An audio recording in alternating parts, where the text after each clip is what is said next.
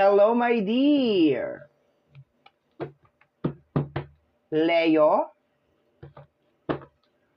Welcome back sa ating channel. My name is RJ, your tarot card reader. At ang gagawin natin ngayon, my dear, is ang iyong second half of January 2026. This is from January 16 hanggang sa katapusan, and this is a general reading. Reminder, paalala lamang po na ang gagawin natin ngayon ay general reading. So, hindi po ito 100% na magre-resonate para sa ating lahat. So, please, my dear, lower your expectation pagdating po sa mga general reading. Para naman po doon sa mga gusto mag-inquire or magpa-book ng reading, nasa description box down below, my dear, lahat ng details, information na kinakailangan mo para makontak po ang inyong lingkod. Leo, second half of January 2026.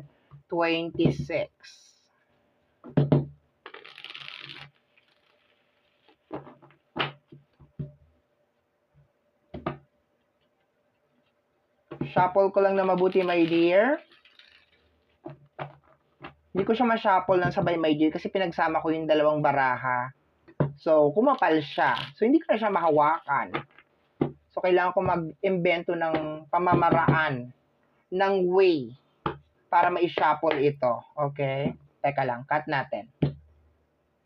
Cut natin into 3. Ulitin natin yung pagkatok. Leo, may nagtatanong sa akin bakit ko daw kinakatok yung card. It is a form of cleansing. Okay, it's a form of cleansing, ha. Kinakatok mo siya para ma-cleanse your card, or nilalagyan mo siya ng selenite, okay, or pinapausukan mo siya ng sage. Marami pamamaraan ng cleansing. Okay, so anyway, Leo, let's go na tayo. Leo, second half of January 2026, let me see what is going on.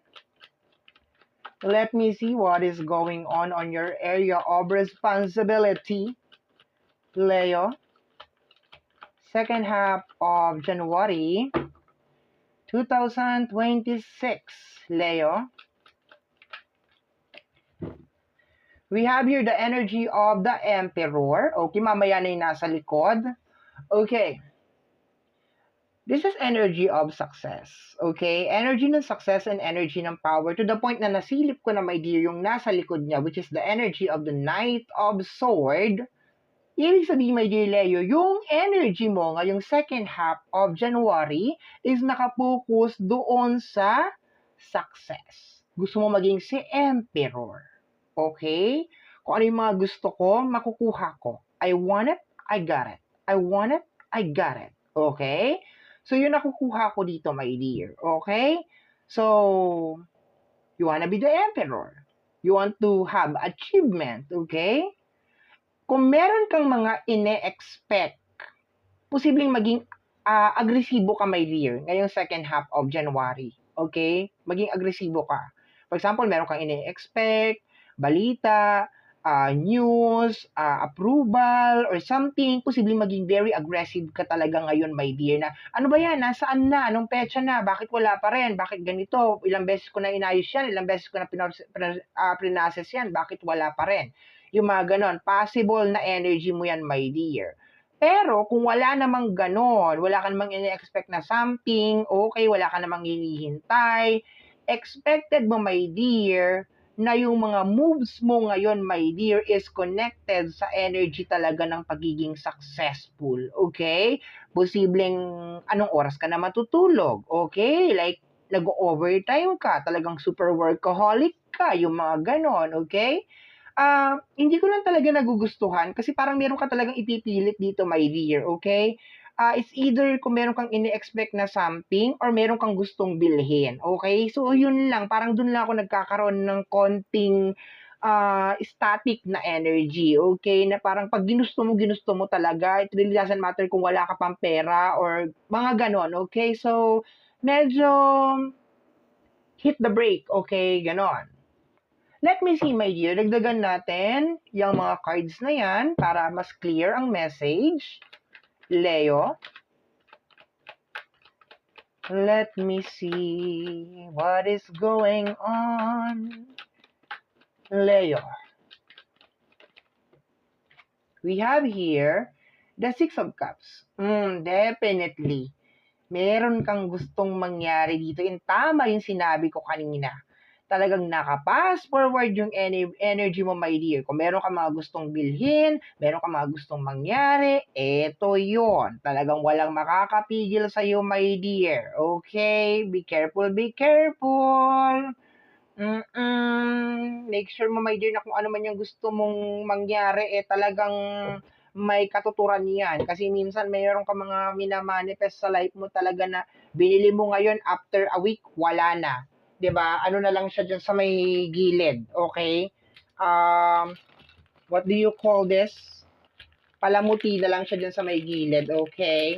So, papalitan ko yung candle. Okay, I will replace the kandila.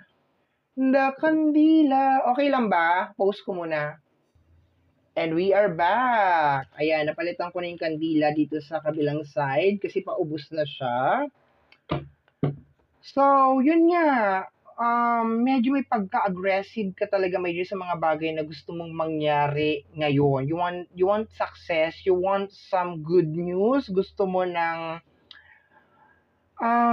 accomplishment. Yun ang nakukuha ko, my dear. I think matagal mo na talagang gusto to, my dear. Like, gustong. Okay? Pero, bibigyan kita ng warning, my dear, ha? Pag-isipan mo talaga ng mabuti yan, my dear. Okay? Pag-isipan mo talaga ng mabuti ang mga bagay na yan. Kasi, kagaya na sinasabi ko kanina, madalas kang gumagawa ng mga bagay o bumibili ng mga bagay, tapos sa bandang huli talagang nagsisisi ka talaga. Yung mga ganon. Okay. Additional cards pa tayo. Leo.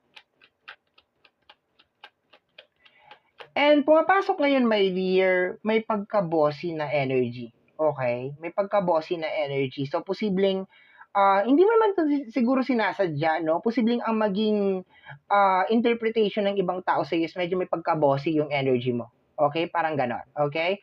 Tingnan natin. Let me see. We have here the energy of the Tower. I told you. Sabi ko na, may warning. My dear, wag magmadali. Okay, wag magmadali. Take it really, really slow. Pag-isipan mo talaga ng mabuti, my dear. Okay, alam ko matagal mo nang gusto to, pero may mga tamang oras, may tamang panahon sa mga bagay-bagay. Okay?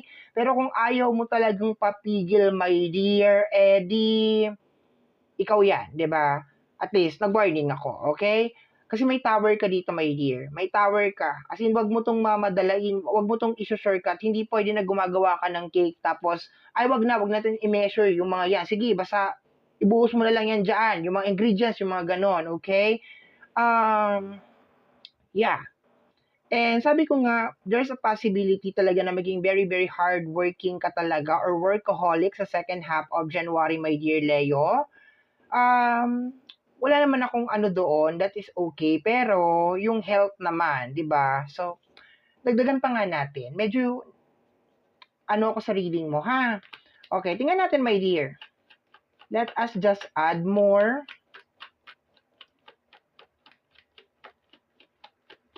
Kung wala ka mang ma-accomplish ngayong second half of January, it's okay, my dear. Okay? May February pa naman. Okay? I told you the Four of Swords. Take it slow, so slow. Okay? Kapapasok pa lang ng New Year, gusto mo okay na. 'Di ba? Nandun ka na. Okay? Take it really, really slow. Dahan-dahan, my dear. Magiging si Emperor ka rin. Ma-achieve mo rin yung mga bagay na yan. Okay? Sa tamang panahon, sa tamang oras, ma-achieve mo rin yan. Wag mong madaliin, okay? Kasi the more natin mamadaliin yan, the more na magkukulaps yan, my dear. Okay. Let me see. Meron siyang card sa likod. The Seven of Swords. Seven of Swords is connected sa energy ng sneaky energy. Okay, something na may kinalaman sa secret. Meron ka ditong pinaplano, my dear. Meron ka ditong gustong mangyari. Okay, to the point na meron ka ditong Knight of Sword, Seven of Sword. Hindi ko nagugustuhan tong energy na to, my dear. Okay? Haha. So, later, babalikan ko siya. Later, babalikan kita. I will be back, okay?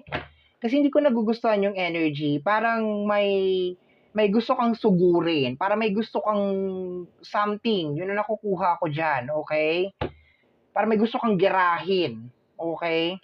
Pero kagaya nga sinabi ko kanina, huwag magpadalos-dalos, okay, sa mga desisyon. Leo, we have the energy of the Three of Swords. Ayan, my dear, sabi ko sa'yo, energy pa to, matagal mo na tong gustong mangyari, okay? My dear, this is not the time na magkaroon ka ng kahit anong revenge. This is not the time. Kung may nakagawa sa'yo ng tao, may nakagawa sa'yo ng tao, may ginawa sa'yo yung isang tao, sorry, no, tao lang, nagkakamali, okay? Kung merong ginawa sa'yo isang tao, this is not the time para gumawa ka ng eksena, okay? Sugurin mo yan or something like that. This is not the time, my dear. Hindi talaga, okay? Kasi baka makagawa ka ng mga bagay na posibleng pagsisihan mo, my dear, sa bandang dulo. So, hayaan mo. Kung meron siyang nagawang hindi maganda sa'yo, hayaan mo. Just let karma work, okay? Believe on karma, okay? Totoong may karma. Meron ka mga bagay na gustong mangyari, my dear. And there's a tendency, my dear, na nakapaglagay ka na ng mga effort dito. And posibleng hinihintay mo to. Okay, you're waiting for this very patiently, pero all of a sudden, pagdating ng second half of January, bigla nawala yung temper mo. Yung tiyaga, yung pasensya na wala. Gusto mo kaagad may result. Gusto mo agad ganito. Gusto mo bumili ng ganito. Gusto mo bumili ng ganyan. Gusto mo kaagad may mga result. Okay? So, yun lang sasabihin ko sa iyo, my dear, pag-isipan mo ng mabuti yung mga gagawin mo ngayong second half of January. And habaan mo yung pasensya mo, my dear. Okay? To the point na gusto mong maging successful in life, gusto mong makuha itong mga bagay-bagay na to. Ibig sabihin, my dear, naka-line up na sa'yo yan. Kinakailangan mo lang talagang hintayin yung tamang momentum. Okay? The right momentum para dyan sa minamanifest mo na yan. Huwag mong i-rush. Remember, kauumpisa pala na 2026, my dear, naka-fast forward ka na. Okay. Eto ka na naman. Let's go tayo, my dear. Last card.